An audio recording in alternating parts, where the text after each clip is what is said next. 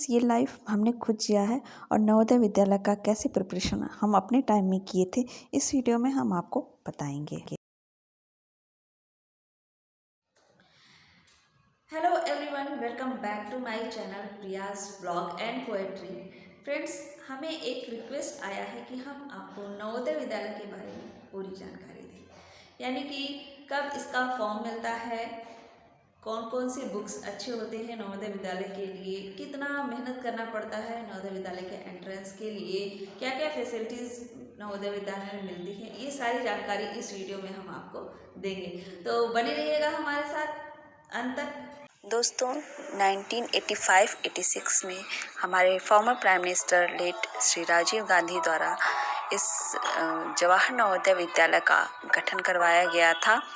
इसका मात्र उद्देश्य ग्रामीण क्षेत्रों में जो प्रतिभाशाली बच्चे हैं उनको अच्छी शिक्षा उपलब्ध कराना है।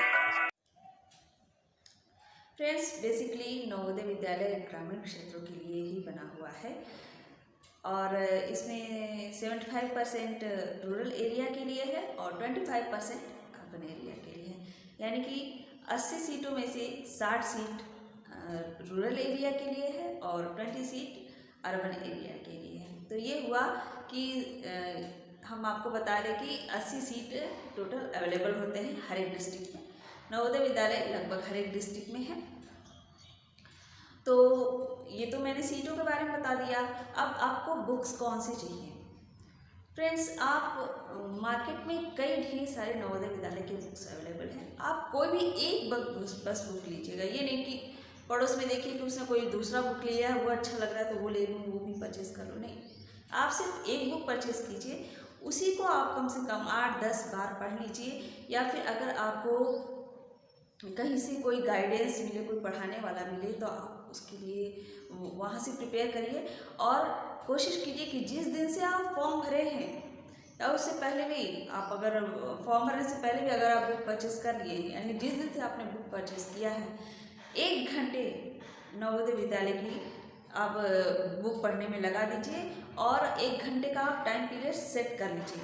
फ्रेंड्स, टोटल 100 मार्क्स का पेपर आता है, जिसमें से 60 मार्क्स का रीजनिंग आता है, 20 मार्क्स का हिंदी आता है और 20 मार्क्स का इंग्लिश आता है।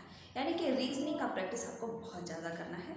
1 घंटे के टाइम में आप सेट कर लीजिए कि आधा घंटा आप रीजनिंग को देंगे और 20 मिनट आप मैथमेटिक्स को देंगे, 10 मिनट आप हिंदी को देंगे। ऐसे आप टारगेट सेट करके तब अपना प्रैक्टिस आप शुरू कर दीजिए। तो ये प्रैक्टिस की बात हो गई। अब ये है कि आपको, मान लीजिए आपका एंट्रेंस हो जाता है, आप क्वालिफाई कर जाते हैं, तो आपको क्या क्या चीज़ें घर से लानी है? दोस्तों, आपको सिर्फ अपना एक बैग लेके आना है और बास्केट लेके आना है, मग लेके आना है। हमारे टाइम में लाइट का उतना इन्वर्टर का फैसिलिटी नहीं था, तो हमें लैंप लालटेन भी लेके आना होता था। तो वो तो हमारे टाइम का बात था, लेकिन अब ऐसा नहीं है। आप मग बास्केट बस लेके आइए और अपना एक सूटकेस लेके जाइए। तो फीस की बात रही, तो दोस्तों बिल्कुल आपको फ़ीस नहीं देना पड़ता है। वहाँ पे हर एक चीज़ें आपको मिल जाएंगी। हर एक चीज़ें मतलब कि आपको बुक्स भी मिलेंगी, स्टेशनरी की चीज़ें भी मिलेंगी, आपको यूनिफॉर्म भी मिलेगा और एक बोर्डिंग स्कूल में जो सारी फैसिलिटी होनी चाहिए वो सारी चीज़ें आपको नवोदय विद्यालय में फ्री ऑफ कॉस्ट मिलने वाली है। तो इतना अच्छा नवोदय विद्यालय है, तो आप क्यों ना एक बार कोशिश करें।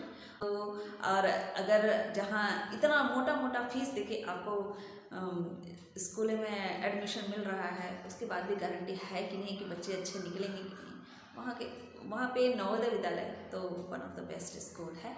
तो मैं आपको सजेस्ट करूँगी कि आप नवोदय विद्यालय का फॉर्म अपने बच्चों को भरवाएं और एक बार एंट्रेंस दिलवाएं।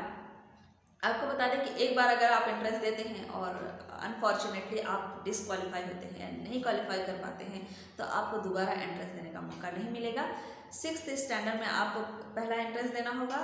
अगर सीट अवेलेबल रहता है तो आपको 9th स्टैंडर्ड में फिर एंट्रेंस देने का मौका मिलेगा। जो सीट अवेलेबल रहेगी बस उसी पे आपको एंट्रेंस देना है और 11th स्टैंडर्ड में आपको मार्कशीट के बेसिस पे वहाँ पे एडमिशन मिलता है। तो ये सारी फैसिलिटीज़, हाँ, ये सारी जानकारियाँ हमने नवोदय विद्यालय के लिए के बारे में आपको दी है। उम्मीद करते हैं कि ये